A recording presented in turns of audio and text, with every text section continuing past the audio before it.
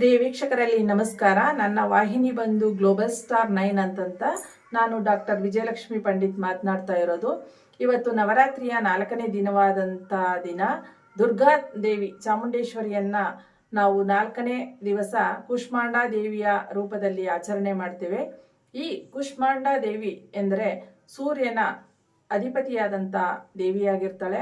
ಈ ತಾಯಿಯನ್ನ ನಾವು ಆಚರಿಸೋದ್ರಿಂದ ಎಲ್ಲ ನಮ್ಮ ಜಾತಕ ದೋಷಗಳು ಏನಾದರೂ, ಸೂರ್ಯನ ಜಾತಕ ದೋಷಗಳು ಏನಾದರೂ ಇದ್ದರೆ ಈ ತಾಯಿಯನ್ನ ಆಚರಿಸೋದ್ರಿಂದ ಆ ಜಾತಕ ದೋಷವೆಲ್ಲ ಮುಕ್ತವಾಗುತ್ತದೆ.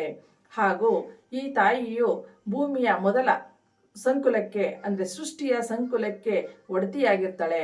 ಈ ತಾಯಿಯನ್ನ ನಾವು ಪೂಜೆ ಮಾಡೋದ್ರಿಂದ ಪ್ರತಿಯೊಂದು ಕೆಲಸ ಕಾರ್ಯಗಳಲ್ಲೂ ಯಶಸ್ಸು ಸಿದ್ಧಿ ದೊರಕುತ್ತದೆ. ಆದ ಕಾರಣ ಈ ತಾಯಿಯನ್ನು ನಾವು ಸಕಲ ಅಷ್ಟ ಐಶ್ವರ್ಯ ಕರುಣಿಸಲೆಂದು ನಾವು ಪೂಜಿಸಬೇಕಾಗುತ್ತದೆ. ಮತ್ತು ಈ ತಾಯಿಯ ರೂಪ ಸಿಂಹಾರೂಢ ಅಂದರೆ ಸಿಂಹದ ಮೇಲೆ ಕುಳಿತು ಅಷ್ಟಭುಜಗಳು ಅಂದರೆ 8 ಭುಜಗಳನ್ನು ಹೊಂದಿರತಕ್ಕಂಥ ತಾಯಿಯಾಗಿರ್ತಾಳೆ.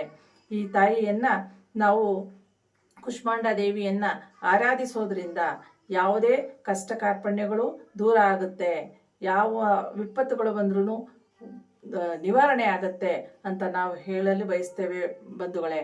ಈ ದೇವಿಯನ್ನ ನಾವು ಭೂಮಿಗೂ ಸೃಷ್ಟಿಯ ಮೂಲ ಎಂದು ನಾವು ಕರಿತೀವಿ.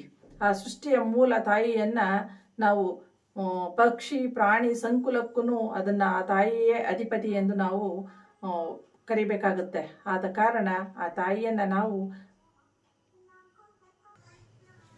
ಈ ತಾಯಿಯನ್ನ ನಾವು ಪೂಜಿಸೋದ್ರಿಂದ ಈ ನಮ್ಮ ಅನಾಹತ ಚಕ್ರವನ್ನ ಬಲಗೊಳಿಸ್ತಾರೆ. ಆದ ಕಾರಣ ಈ ತಾಯಿಯು ಸೂರ್ಯ ಎಷ್ಟು ನಮ್ಮ ಭೂಮಿಗೆ ಎಷ್ಟು ಪ್ರಕಾಶಮಾನವನ್ನು ಕೊಡ್ತಾರೋ ಅಷ್ಟೇ ಈ ತಾಯಿಯನ್ನು ಪೂಜಿಸೋದ್ರಿಂದ ನಮಗೂ ಬಲ ಸಿಗುತ್ತೆ ಮತ್ತು ಅಷ್ಟೇ ರೀತಿಯಾದಂಥ ಹುರುಪು ಸಿಗುತ್ತೆ ಅಂತ ನಾನು ಹೇಳಲಿಕ್ಕೆ ಇಚ್ಛಿಸ್ತೇನೆ ಬಂಧುಗಳೇ. ಸೂರ್ಯದೇವನಿಂದ ಏನು ಪ್ರಕಾಶಮಾನ ಬರುತ್ತೆ ಅದೇ ರೀತಿ ನಮ್ಮ ಜೀವನದಲ್ಲಿ ಇರುವಂಥ ಅಂಧಕಾರವನ್ನ ತೊಲಗಿಸ್ತಾಳೆ, ಹೊಸ ಚೈತನ್ಯವನ್ನ ಮೂಡಿಸ್ತಾಳೆ.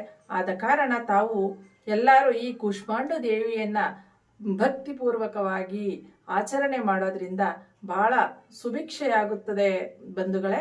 ನನ್ನ ಈ ಚಾನಲನ್ನು ನೋಡ್ತಾ ಇರೋವಂಥವರು ಪ್ರತಿಯೊಬ್ಬರು ನನ್ನ ಚಾನಲ್ನ ಲೈಕ್ ಮಾಡಿ, ಶೇರ್ ಮಾಡಿ, ಸಬ್ಸ್ಕ್ರೈಬ್ ಮಾಡಿ.